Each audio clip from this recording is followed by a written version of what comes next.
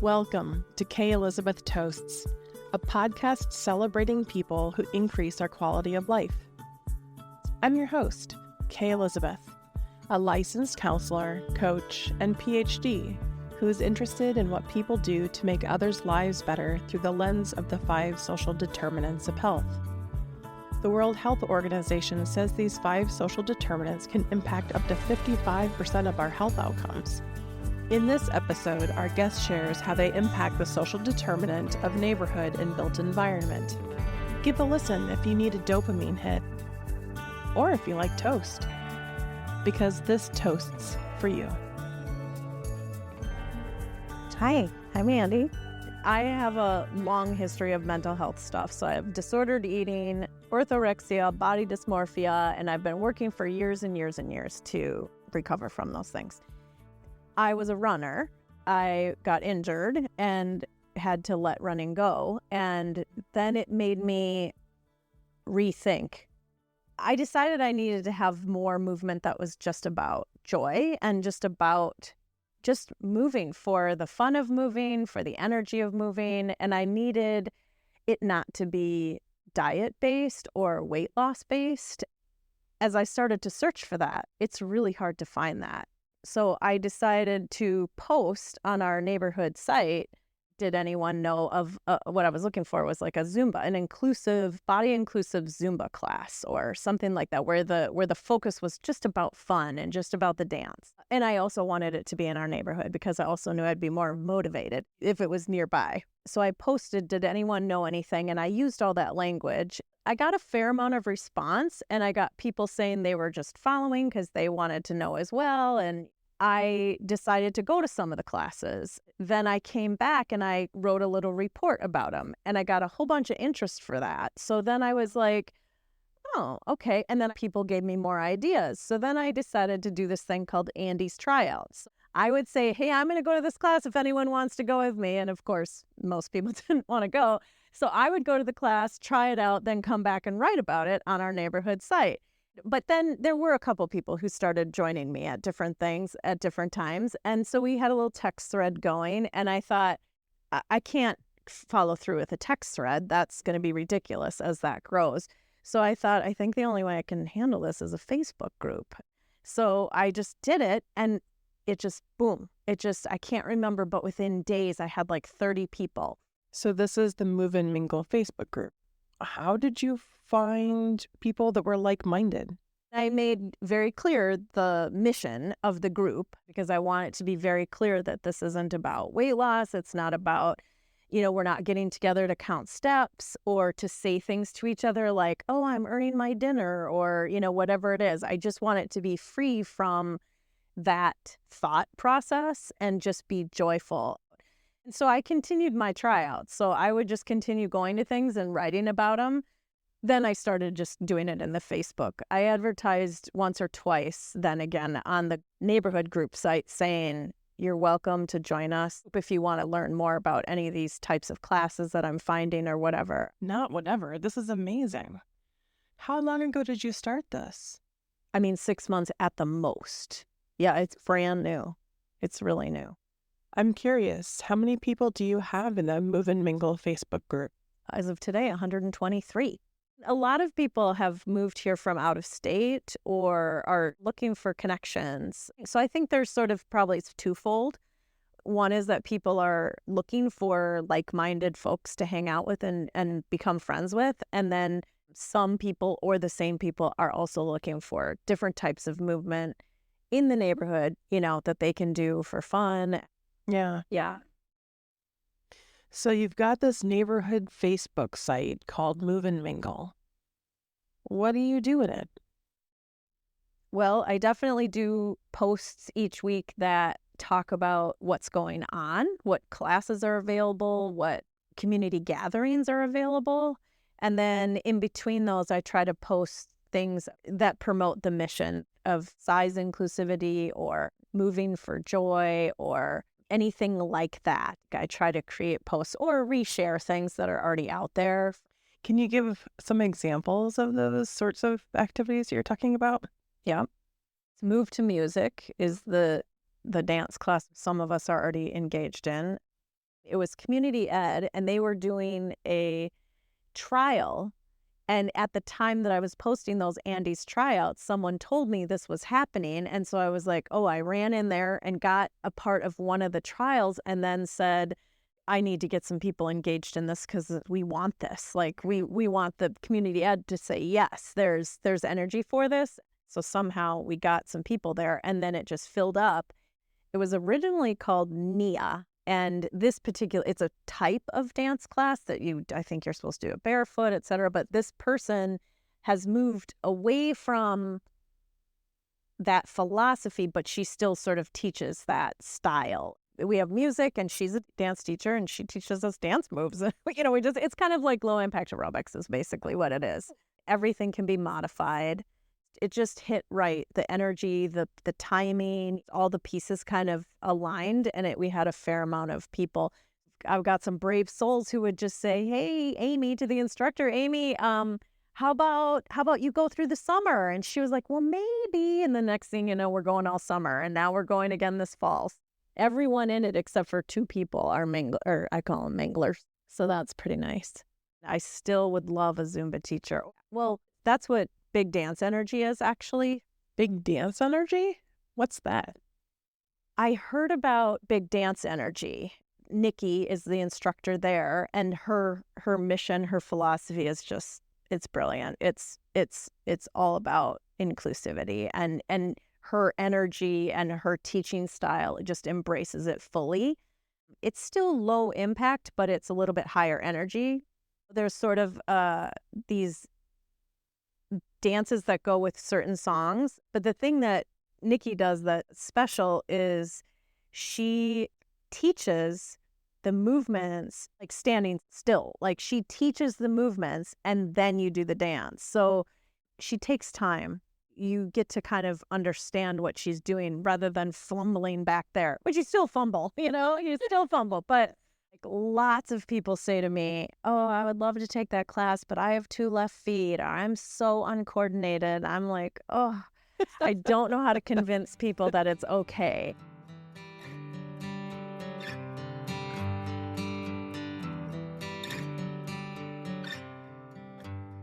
I think it's really the Mingle that has really kind of taken off, actually. Like, for me, I continue to want to be all about the movement side of it. Like, I want to bring more and more movement to the neighborhood. But the Mingle has been a big interest, I think, for a lot of people.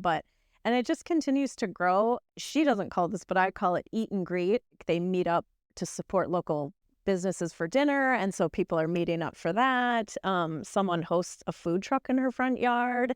We do have a dance class that a bunch of us take together, and that has been mingly. I promote a lot of singing. So there's a community singing group. It's like a big activist group who does a lot of community singing. It's kind of the classic sit around in a circle and do call and response singing. I've promoted Giving Voice, which is a choir for Alzheimer's. One of our members did a spin-off group called Read and Mingle. And so she's having a book group where the emphasis is really kind of on the mingle side of it. There was big energy about that one. It like made the Facebook come alive. Like I was like, oh, people are watching. You know what I mean? Because I get kind of the same people who engage. And so I think there's like 15 of us paying attention. But then when she posted that, people were like, I want in, I want to do that. And I was like, oh, they're listening. They're watching. So that was really exciting. It's about whole body well-being, and singing and dancing and movement and meeting and greeting and eating are all part of a healthy whole body. So those are some other things that get promoted.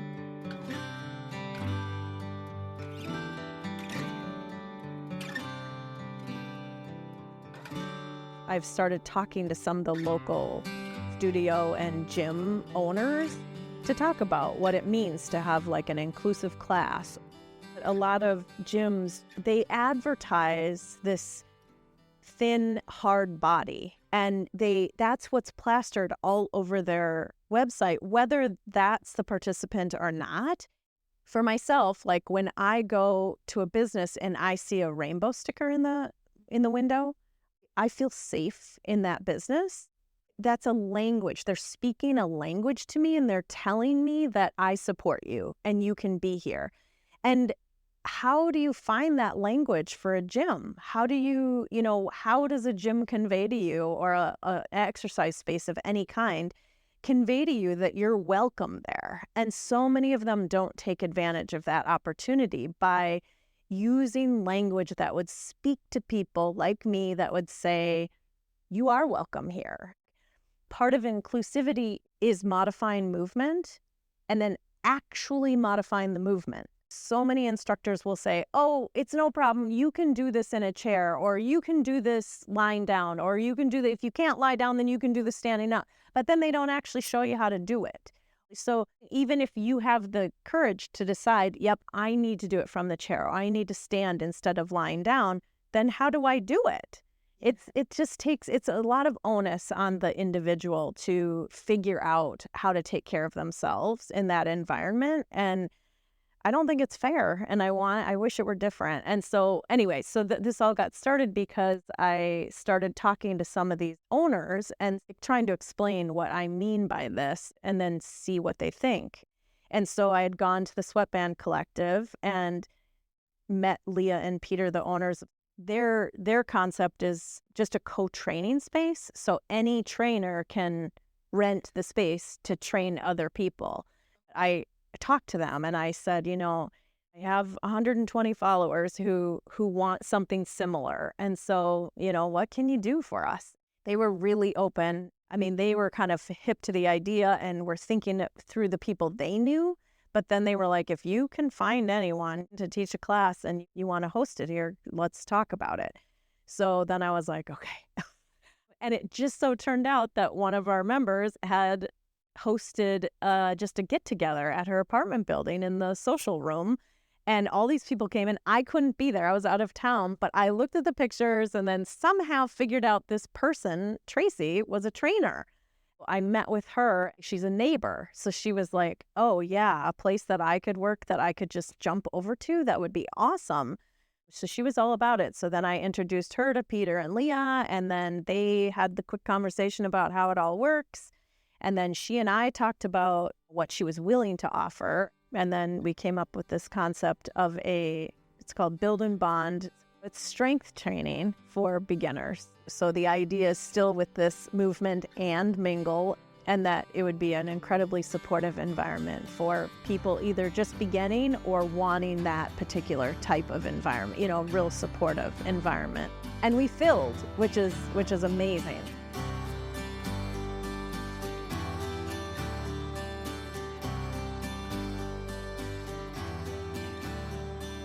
So it started as you wanting to find a place to find joyful movement, couldn't find it, decided that you were going to do Andi's tryouts, reporting out what you found. You started a Facebook group, Move and Mingle. Yeah. And then you snooped in someone's pictures and found out that they were a trainer and then made a group. Yeah, that's what happened. Not everyone does this. What made you decide to create it? I think, one of your other podcast interviews, the person said, like, if you want something, create it yourself. I was just like, yeah, okay, that's basically what I did. It was fully motivated out of wanting something. And then when I experienced other people wanting it too, then I think it's just my nature. I want to bring people together and create connections. That motivates me it excites me to make other people happy or bring something to someone else. It took on its own life because it created some community energy that was exciting to me and felt rewarding and fulfilling. I don't think it took on its own life. I think that you gave it life. Thank you. That's kind.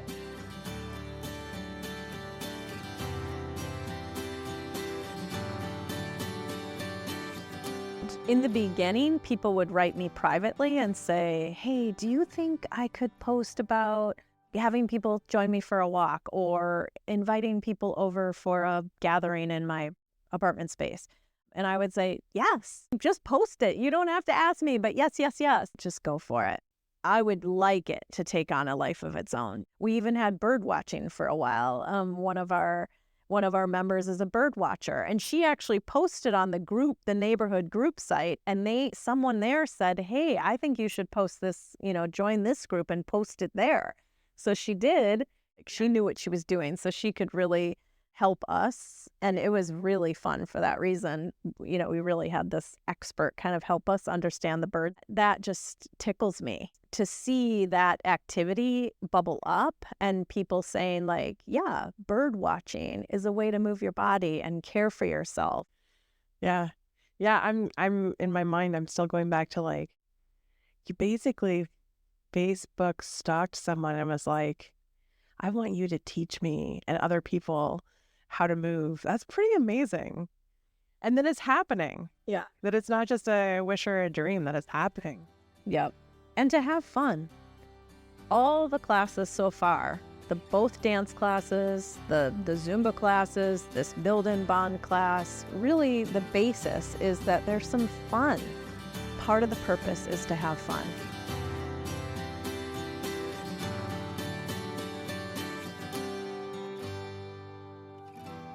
Is there someone you would like to toast for impacting your life in a positive way? Yeah. I would like to toast Sonya Renee Taylor, who is the author of The Body Is Not an Apology, and Lindo Bacon, who wrote Health at Every Size. I read those books as part of my recovery, and they changed everything for me. Cheers to Sonya Renee Taylor and to Lindo Bacon. Andi, for doing your own work first and recognizing that there were things that you needed to learn, for putting that into practice and doing the work of building physical community, for seeing a need and being willing to invite people along with you, and for stalking someone on Facebook, making something happen is a part of that. And doing that hard work as well of approaching people and inviting them and asking them to come, but also doing the work of building the community so the community was ready and wanting to make sure that there is true inclusion in the work that you're doing. For that, this toast is for you. Thank you. Thank you so much.